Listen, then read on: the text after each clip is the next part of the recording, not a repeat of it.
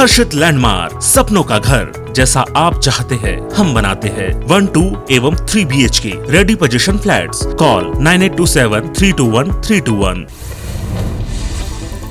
कांग्रेस नेताओं ने आज राहुल गांधी की अगुवाई में राष्ट्रपति रामनाथ कोविंद से मुलाकात की। कांग्रेस के इस प्रतिनिधिमंडल में प्रियंका गांधी के अलावा राज्यसभा में कांग्रेस के नेता मल्लिकार्जुन खड़गे, पूर्व रक्षा मंत्री AK एटनी और वरिष्ठ नेता गुलाम नबी आजाद भी शामिल थे। कांग्रेस लगातार केंद्रीय गृह राज्य मंत्री HM मिश्रा की बर्खास्तगी की मांग कर रही है।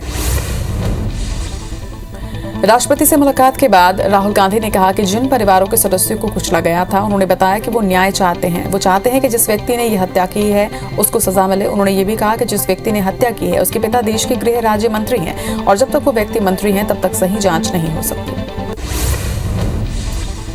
वहीं प्रियंका गांधी वाड्रा ने बताया कि राष्ट्रपति ने हमें आश्वासन दिया है कि वो आज ही सरकार से इस मामले पर चर्चा करेंगे। हमने गृह राज्य मंत्री की बर्खास्तगी की मांग रखी है। कांग्रेस नेता ने कहा है कि पीड़ित परिवार सिर्फ न्याय चाहता है। वो लोग सिटिंग जज से मामले की जांच की मांग कर रहे हैं। इधर लखीमपुर कांड में आरोपी अंकित दास ने SIT के सामने सरेंडर कर दिया है। अंकित दास मुख्य आरोपी आशीष मिश्रा का करीबी है। इससे पहले उसके घर पर पुलिस ने नोटिस चस्पा किया था। दिल्ली के मुख्यमंत्री अरविंद केजरीवाल ने अपने पंजाब मिशन की शुरुआत कर दी है। आज जालंधर में एक कार्यक्रम को संबोधित करते हुए अरविंद केजरीवाल ने कहा कि पंजाब में हमारी सरकार बनने के बाद हम राज्य के हर शख्स को नौकरी देंगे। उन्होंने ये भी कहा कि पंजाब का डंका पूरी दुनिया में बजता है। स्वतंत्रता संग्राम सेनानी वीर सावरकर पर पुस्तक के विमोचन कार्यक्रम में RSS प्रमुख मोहन भागवत ने कहा कि भारत में आज के समय में सावरकर के बारे में सही जानकारी का अभाव है। सावरकर के बारे में लिखी गई 3 पुस्तकों के जरिए काफी जानकारी हासिल की जा सकती है। भागवत ने कहा कि स्वतंत्रता के बाद से ही वीर सावरकर को बदनाम करने की मुहिम चली। मोहन भागवत के वीर सावरकर के बयान पर AIMIM प्रमुख ओवैसी ने पलटवार किया। ओवैसी ने कहा कि ये लोग इतिहास को तोड़कर पेश कर रहे हैं। एक दिन ये लोग महात्मा गांधी को राष्ट्रपिता के दर्जे से हटाकर सावरकर को ये दर्जा दे देंगे। न्यायाधीश जीवनलाल कपूर की जांच में सावरकर को गांधी की हत्या में शामिल पाया गया था। हमीरपुर में एक रैली को संबोधित करते हुए अखिलेश यादव ने बीजेपी पर जमकर निशाना साधा। उन्होंने कहा कि हमारी सरकार ने बिजली के कारखाने लगाए। भाजपा से पूछो कि इन्होंने इधर क्या लगाया है। उन्होंने ना कोयले से बिजली बनाई, ना पानी से बिजली बनाई और ना ही सूरज से बिजली बनाई। आरोप लगाया कि भाजपा के लोगों से सावधान रहे, ये बातों से बिजली बनाते हैं।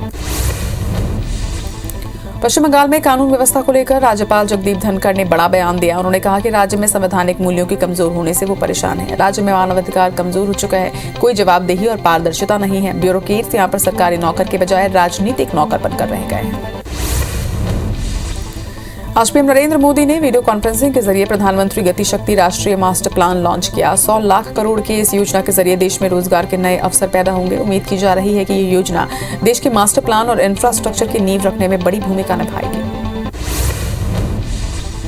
गतिशक्ति योजना रेल और सड़क सहित 16 मंत्रालयों को जोड़ने वाला एक डिजिटल मंच है। गतिशक्ति योजना का मकसद बुनियादी ढांचा संपर्क परियोजनाओं की एकीकृत योजना बनाना और समन्वित कार्यान्वयन को बढ़ावा देना है। 16 मंत्रालयों और विभागों ने उन सभी परियोजनाओं को GIS मोड में डाल दिया है जिन्हें 2024-25 तक पूरा किया जाना है। पीएम मोदी ने 15 अगस्त 2021 को दिल्ली के लाल किले से देश में रोजगार पैदा करने के मकसद से करोड़ों रुपए की मेगा योजना गतिशक्ति योजना का ऐलान किया था। उन्होंने आज उसका शुभारंभ किया। देश के इंफ्रास्ट्रक्चर विकास के लिए 100 लाख करोड़ रुपए की गतिशक्ति योजना से देश में लाखों युवाओं को रोजगार के मौके उपलब्ध कराने में मदद मिलेगी। पीएम नरेंद्र मोदी ने गतिशक्ति योजना को लेकर कहा कि जैसे स्किल मैन पावर के बिना हम किसी भी क्षेत्र में जरूरी परिणाम प्राप्त नहीं कर सकते, उसी तरह से आधुनिक इंफ्रास्ट्रक्चर के बिना हम चौतरफा विकास नहीं कर सकते।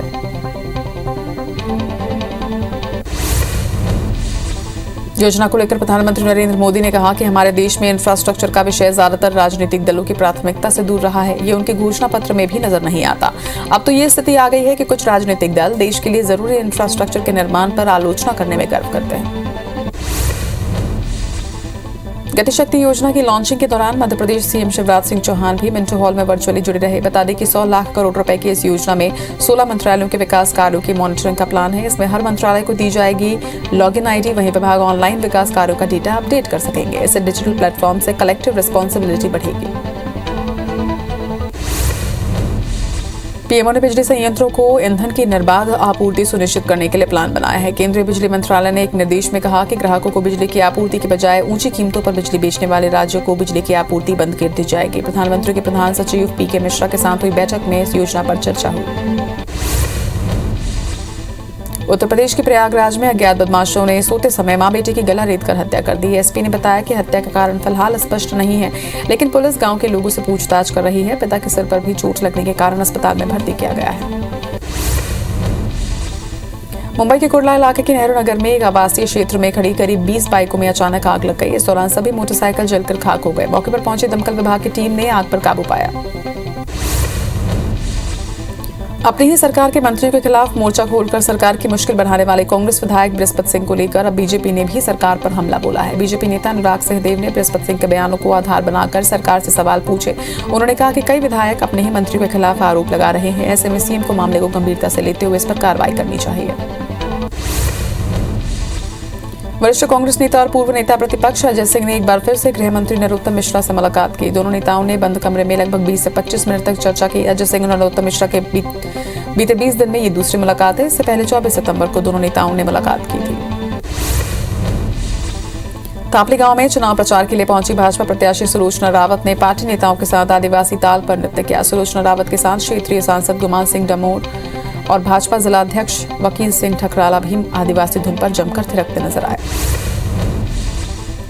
महंगी बिजली की मार झेल रहे छत्तीसगढ़ के मिनी स्टील और रोलिंग मिल प्लांट के सामने अब महंगे कोयले का संकट भी छा गया है, जिसके कारण ज्यादातर मिल और प्लांट बंद होने की कगार पर आ गए हैं। वहीं उद्योगपतियों की मांग है कि सरकार ऐसी पॉलिसी बनाए जिससे उन्हें बिजली सस्ती मिले।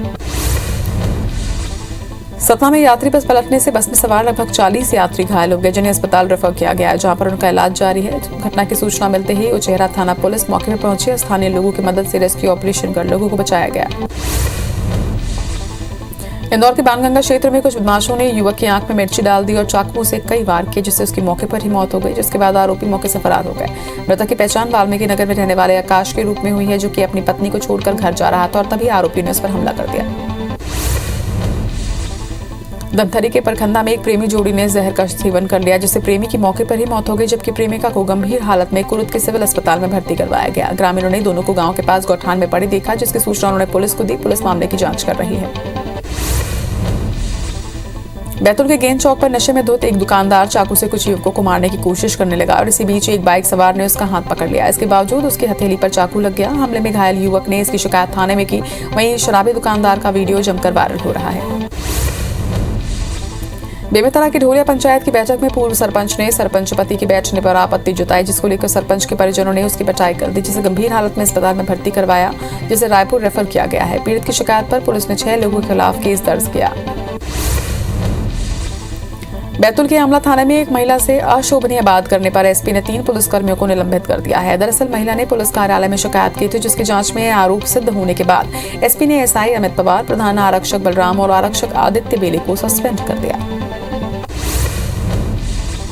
धमतरी के हटकेश्वर स्कूल में पढ़ने गया बाल गृह का एक लड़का अचानक लापता हो गया, जिससे बाल गृह में हड़कंप मच गया है। काफी तलाश के बाद भी छात्र नहीं मिला, जिसे लेकर कोतवाली थाने में गुमशुदगी की रिपोर्ट दर्ज कराई गई। कोतवाली पुलिस ने छात्र की तलाश शुरू कर दी है।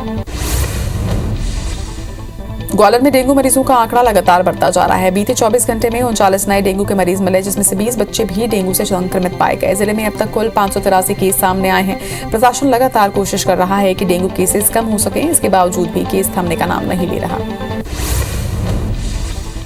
शिवपुरी जिला अस्पताल के स्टोर रूम में बारिश के दौरान पानी भर जाने से कई दवाइयां खराब हो गई। स्टोर रूम में रखी दवाओं के स्टॉक को प्रभारी ने चेक नहीं किया, जिसके कारण यह स्थिति बनी। लापरवाही के कारण लाखों रुपए की दवाइयां खत्म हो गई। वैसे बीते साल भी लापरवाही के कारण लाखों की दवाइयां एक्सपायर हो गई थी। एक तरफ खाद की किल्लत से किसान परेशान है, तो वहीं दूसरी ओर खाद की कालाबाजारी भी हो रही है। भिंड की गोरमी पुलिस ने एक व्यापारी के गोदाम पर छापा मारकर 130 बोरी डीएपी खाद जब्त की है। आरोपी इस खाद को 1200 रुपए में खरीदकर 1500 रुपए में बेच रहा था। पुलिस ने आवश्यक वस्तु अधिनियम के तहत मामला दर्ज कर लिया है।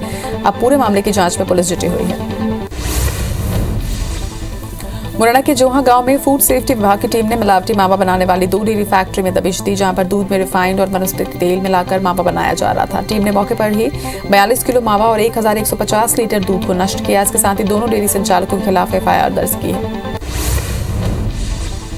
इंदौर में डीजल की कीमत 102 रुपए के पार पहुंच चुकी है। लगातार बढ़ रही डीजल की कीमतों के कारण बायोडीजल की बिक्री एकाएक बढ़ गई। इतना ही नहीं, अवैध रूप से भी बायोडीजल की बिक्री हो रही है। बिना किसी लाइसेंस की कंपनी से सीधे बायोडीजल लाकर टैंकर में नोजल लगाकर जगह जगह पर बेचा जा रहा है। बड़े पैमाने पर अवैध रूप से बायोडीजल का परिवहन और भंडारण किया जा रहा है। महू मानपुर रोड पर खड़ी ट्रक में अचानक आग लग गई, जिसकी सूचना कैंट बोर्ड के फायर स्टेशन को दी गई। सूचना मिलते ही दमकल की टीम 2 गाड़ियों के साथ मौके पर पहुंची और बड़ी मशक्कत के बाद आग पर काबू पाया। हालांकि इस दौरान ट्रक में रखे इलाकों के पेंट और अन्य सामान जलकर खाक हो गए।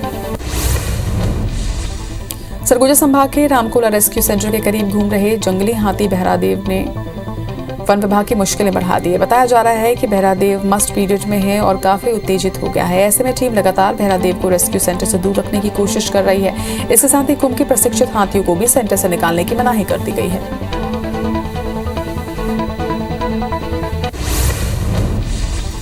देश भर में आज नवरात्रि की अष्टमी मनाई जा रही है। इस दिन मां महागौरी के पूजन का विधान है। आज मंदिरों और पंडालों में हवन, कन्या पूजन और भंडारा किया जा रहा है। आदिशक्ति मां दुर्गा की कृपा पाने के लिए नवरात्रि का समय बेहद शुभ होता है और इसमें महाअष्टमी या दुर्गाष्टमी का महत्व और भी बढ़ जाता है। गुजरात के राजकोट में युवतियों ने नवरात्रि के दौरान पीपीई किट पहनकर गरबा किया और लोगों को कोरोना के प्रति जागरूकता का संदेश दिया। इसके साथ ही अपने डांस के जरिए लोगों से टीका लगवाने की भी अपील की। पीपीई पहने युवतियों का गरबा काफी मनमोहक लग रहा था। देवास के प्रसिद्ध टेकरी माता मंदिर में श्रद्धालुओं की भीड़ जमकर उमड़ रही है। इस वजह से प्रशासन को भीड़ रोकने के लिए पसीने भी बहाने पड़ रहे हैं। एसपी ने खुद मोर्चा संभाला। वहीं भक्तों की भीड़ को पॉइंट बनाकर डायवर्ट किया गया है। आज अष्टमी और कल नवमी के लिए स्पेशल फोर्स भी बुलाई गई है। देवास पुलिस ने मानवता की मिसाल पेश की है। दिव्यांग युवक युवतियों को माता टेकरी के दर्शन करवाए। ये देख लोग हैरान रह गए जब गोल घेरे में दिव्यांग युवक और युवती चल रहे थे और पुलिस उन्हें सुरक्षा दे रही थी। ऐसा लग रहा था कि पुलिस किसी वीआईपी को सुरक्षा दे रही है। बाद में लोगों को सच्चाई मालूम चली तो लोगों ने पुलिस को सैल्यूट किया। देश भर में नवरात्र के उत्सव धूमधाम से मनाई जा रही है। वहीं खंडवा में सप्तमी के दिन सियाराम चौक पर मां महाकाली महामाया के दर्शन के लिए भक्तों का तांता लगा रहा।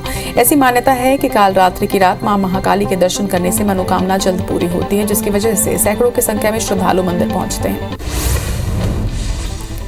भाटापारा के सरयू पारण महिला प्रकोष्ठ ने पहली बार गरबा का आयोजन किया। समाज की महिलाओं ने सुंदर वेशभूषा धारण कर गरबा किया। महोत्सव में भाग लेने वाले प्रतिभागियों को बेहतरीन वेशभूषा और सजावट के लिए पुरस्कार भी दिया गया। कार्यक्रम में बच्चों से लेकर बुजुर्गों तक ने भाग लिया।